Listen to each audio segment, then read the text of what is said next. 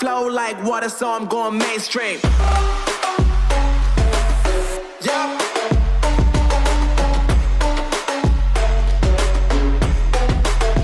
Going mainstream. Damn. Flow like water, so I'm going mainstream.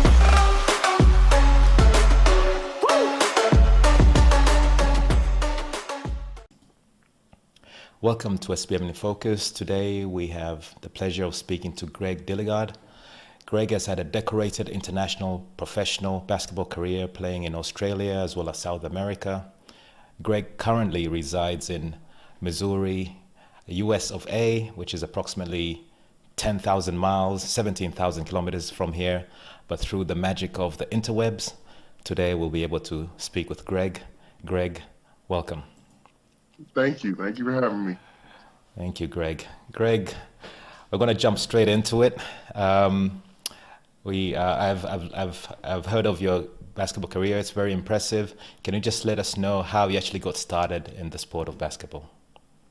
I got started because my dad was a basketball player, and he played through college and stuff like that. And then my brother, who's 6 years older than me, he played basketball as well. So I mainly just followed in the family footsteps. Excellent. When did you actually, at what age do you recall when you actually started playing basketball? Yeah, I started playing around the age of 5, and then it just continued from then on. All right. Yeah, it's quite interesting. We had I spoke to an ex-ice hockey player a couple of days ago, and he started exactly at the same age at 5. There seems to be the magic number, isn't it? Especially if you're gonna take it to a professional level. So, who would you say were your dad obviously played a major role in you getting into the sport? Who would you say outside your dad would have been another influence that got you into playing basketball? The biggest influence was my brother. So I grew up a lot wanting to be like my older brother and wanting to hang out with my older brother. So I followed him to the parks and playing with him outside in our yard and all that stuff. So he was probably the biggest influence I had when it comes to playing basketball. All right. Yeah, I have a brother as well, and he won't admit it, but I think there's always he influenced me and I influenced him. I'll put it that way. So it's always that always happens. Can you just briefly give us a rundown in terms of your career? You know, you went from when you started. I'm assuming playing in high school and so on. Can you just quickly run us through that? I played all through school. I went through high school, junior high, all that stuff, and then after that, I went to college for basketball at Illinois State. And was a 4-year starter there, played all 4 years. And after that, I went over to Sweden after I graduated from college. Right. And then down to Uruguay, then back to Sweden, back to Uruguay. And then after that, I went to Argentina, came down to Australia, and then was back in Uruguay. I went over to Germany, Lithuania, Norway. I've been all over, just going to different places. I've been to 13 different countries, just playing basketball. Loved every bit of it. And now you said you played for Illinois State. I'm assuming, was that part of the NCAA or is that not part of it? It is it? Yeah, it's an NCAA Division I school, so it's considered one of the mid-majors, but it's actually a pretty good school. So.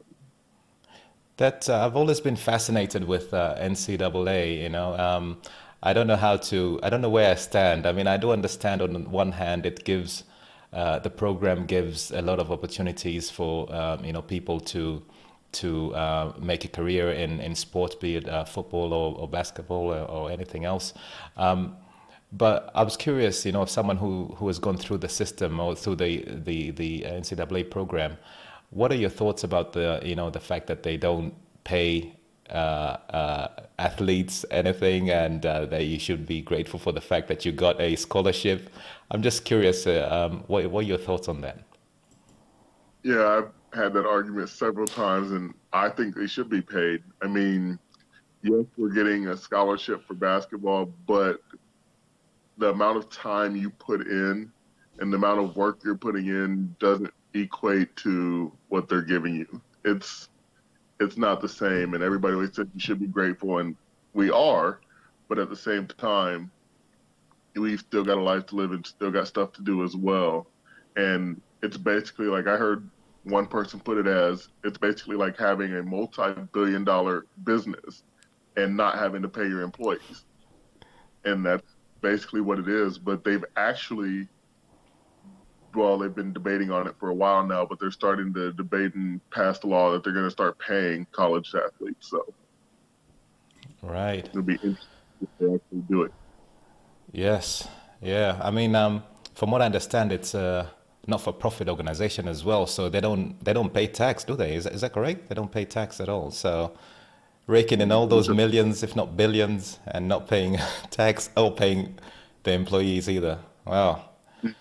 It's taking liberties, as they would say. Yeah.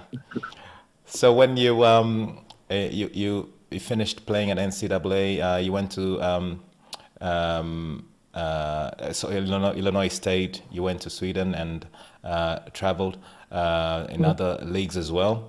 Um, just actually, personally, I'm curious when because it's something I always wonder, when I talk to someone who played professional basketball, and especially seeing some of your performances. When was the first time you were able to actually dunk the ball? How old I were you? was I was in eighth grade, so it's probably around there. 13. Okay. All right.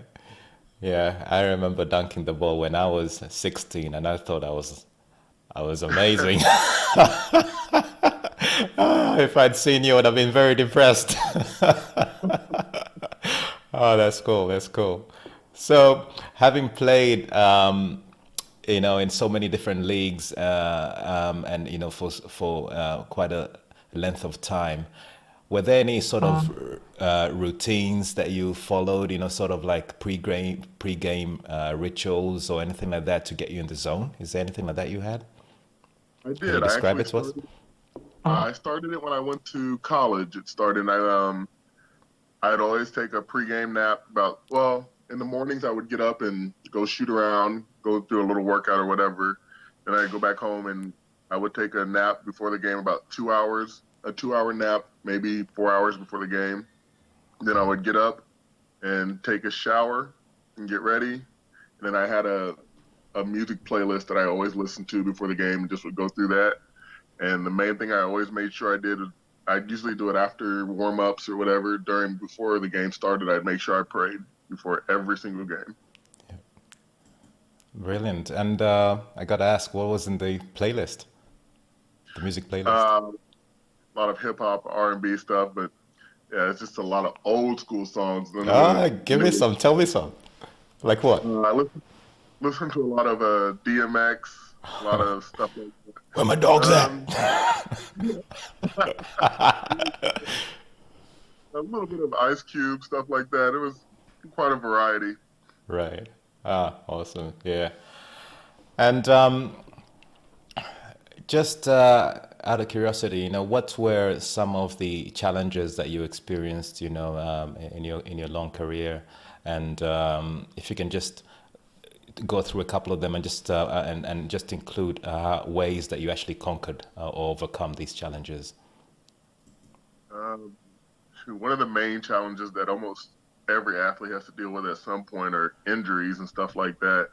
And I've had several of them. I've had cracked ribs, I've had stress fractures, I've had broken bones, I've had all those different injuries and aches and pains and all that stuff. And luckily for me, I've been fortunate not to have to miss many games. I've missed 3 games my whole life. So, and that's playing with all these cracked ribs and different fractures and all that stuff. And it's mostly just trying to take care of my body. And I've been fortunate to have a high pain tolerance and great trainers and just people that help me take care of my body and stuff like that after the fact and getting recovery and all that stuff.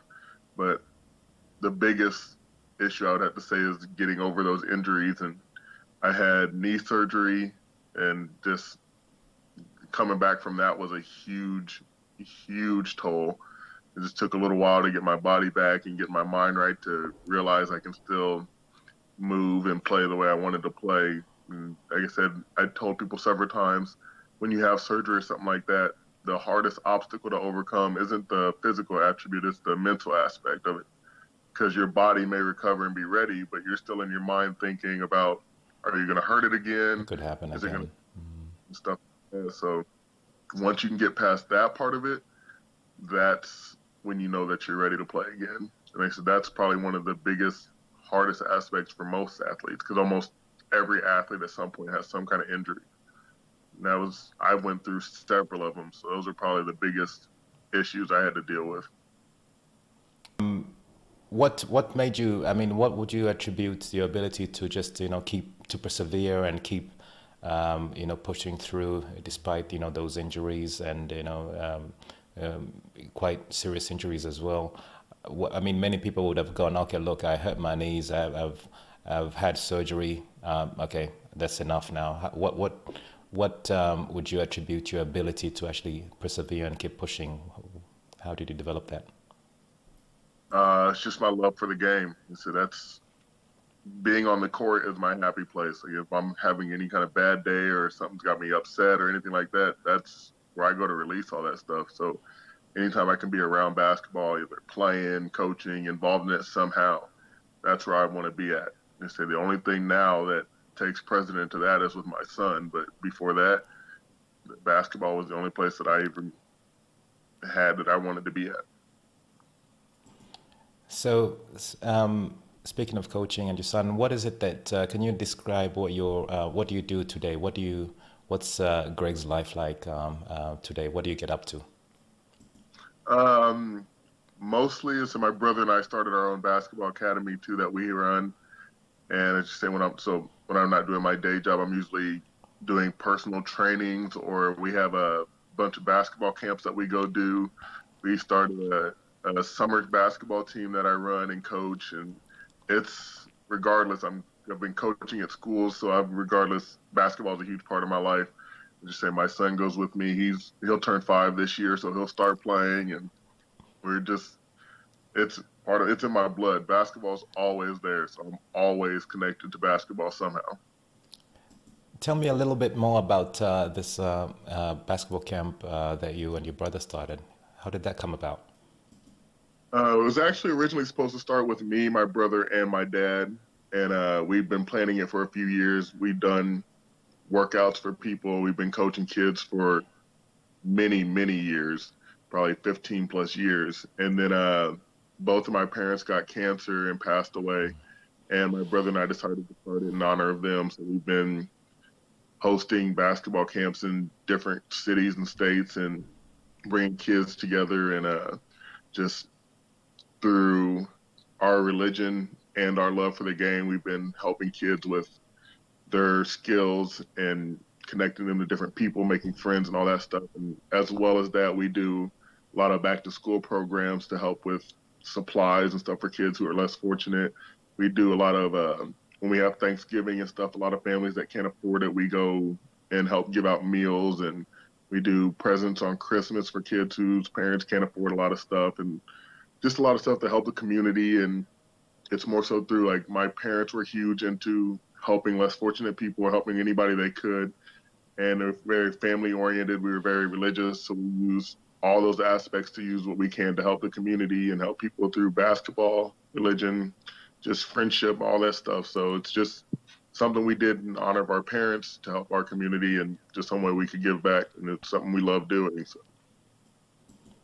That's beautiful, man. Yeah, any time that you can give back to the community, yeah, it's I'll probably say it's probably our purpose really on this planet is to give back to our community, if not to make the world a better place, to make our community a better place. So I applaud you and your parents for doing that, man. That's awesome. Speaking of the youth programs and what you do for the youth in your community, what advice would you give a young person looking to turn pro?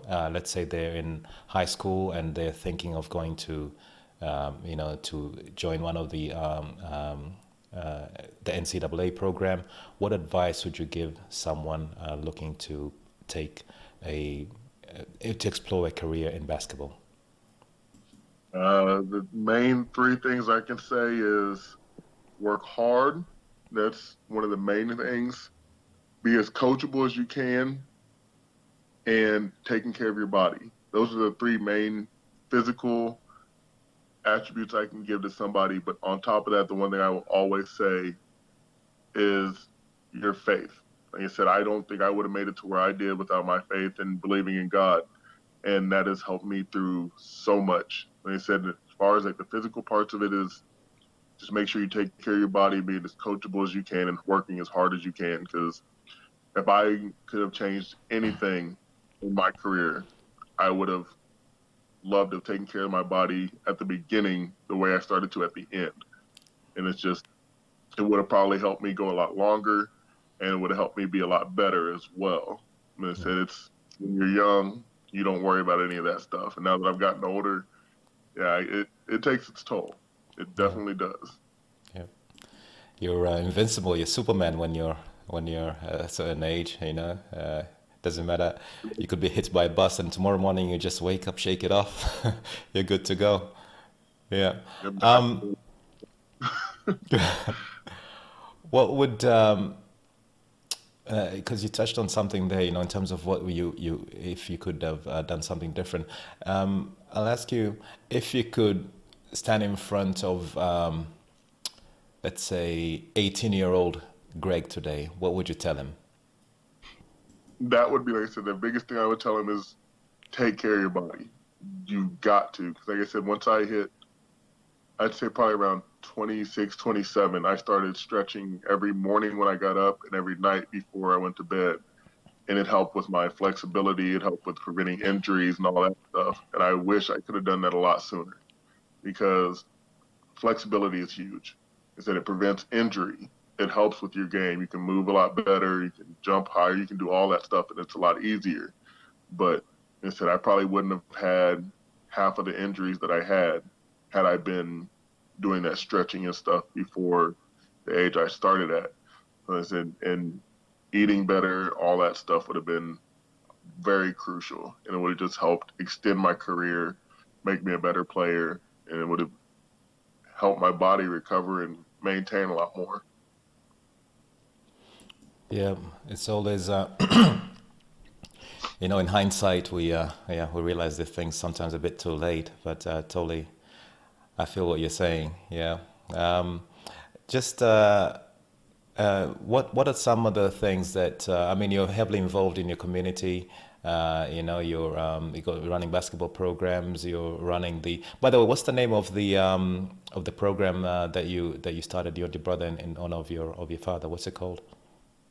It's called the MLD Faith Academy. As they say, we started with my dad's initials, and then we just combined our faith with it, and Right. just made it an academy. Awesome. So, with that, you seem like you have a busy life. What do you normally do to unwind, apart from listening to DMX? uh, I'm really big with my family. We usually get together and hang out and do stuff, or I said I'm usually taking my son out to play or just run around doing different things. But I like to cook, love to cook, do that a lot. And like I said, if I'm not doing that, I'm usually watching a movie or watching TV with my son, or playing some video game, or hanging out with family. Like every month we try to do like a family fun night. So we'll get together and listen to music and play cards and just have a good time. So that's mostly what I'm doing if I'm not working or playing basketball or something. So Yeah. Do you what are your plans? For the next well, I want to stretch that far, for the next 3 years. What are you striving? Are you working on? Do you have any projects you're working on that you can share with us? we're always looking for new things to do with the academy. This year with all the COVID stuff has cut back a lot of things. But I know I plan on getting a lot of different programs going with our academy. We're going to try to step it up a little bit and get another couple teams going as well for the summer. And then after a couple years, I plan on moving closer to my brother so we can do a few more things. We want to get we're working towards getting a few facilities set up in different places where to be more so not rec centers, but it'll be more community centers where you can come in and we'll do our camps and trainings and all that stuff there, as well as have our team. But it's also going to be a place where anybody can come for like kids can come for after school programs, tutoring sessions, like other people can come for workouts. They can come for like any kind of counseling, stuff like that set up. And it's not going to be just basketball oriented, but we want it to be community oriented, helping anybody we can. Just say anytime we do our camps, we always leave Sunday open. Because like I said, we're using our religion, so we make sure people still have the opportunity to go to church. Even in our camps, we still pray and push we don't push it, but we pray and we let people know about our religion, our faith, and to try to help people make their connections with God as well. So we're always looking to do anything we can church related to help out with anybody who may need that area, they need help in that area, anything we can do when there's some issue that comes up in the community, anything we can do to help towards that. So we've been trying to figure out something we can do through our academy to help with this COVID stuff.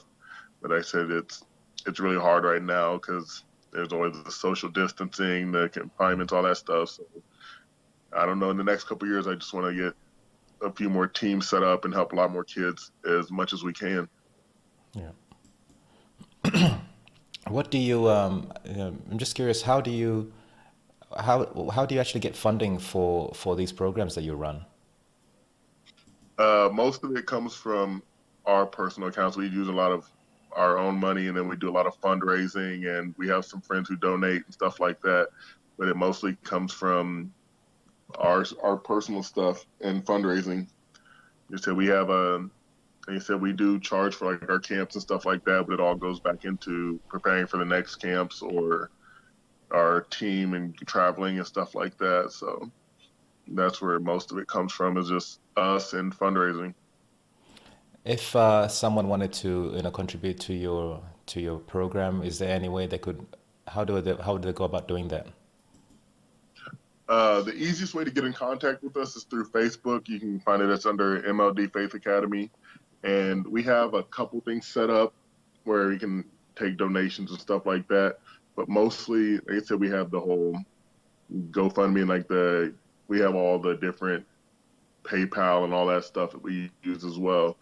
But the easiest way is just going through that, and we can set up different arrangements because a lot of people donate like equipment and stuff like that. Sometimes it's not always cash stuff that they donate, but we say we take any kind of donations that we can get. Any way anybody wants to help, it doesn't matter how big or little it's considered. We just appreciate anybody who's wanting to do anything.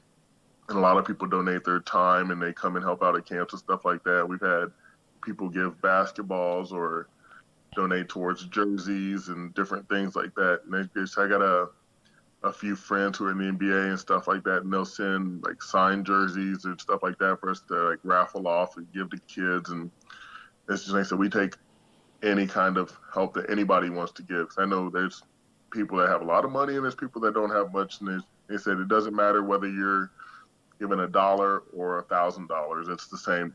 Help is help. Anybody who wants to do something to help other people, we're all for it.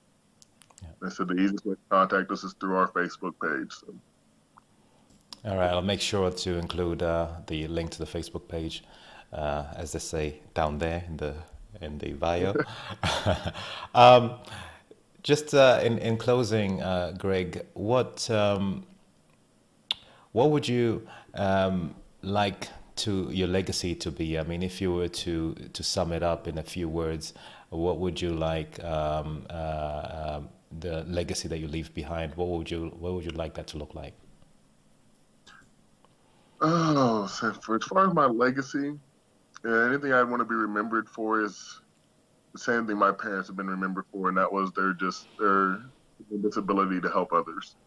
Just say my parents helped so many kids get through school, and a lot of them my dad has helped through basketball get to college that never would have went if they didn't have that. And it's just, yes, I want to be remembered. If I'm going to be remembered for anything, I just want it to be remembered for helping others. I don't want it to be about basketball. As much as I love it, I'd rather it be more so towards what I did for other people.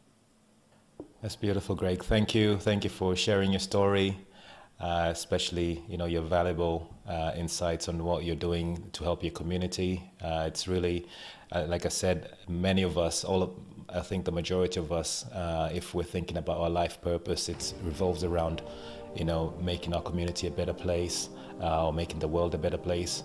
And you're actually doing it in practice, and I applaud you for that, and I'm sure your parents as well will be very proud of what you're doing. Congratulations, and thank you very much again. No problem. Thank you for having me. I enjoyed it.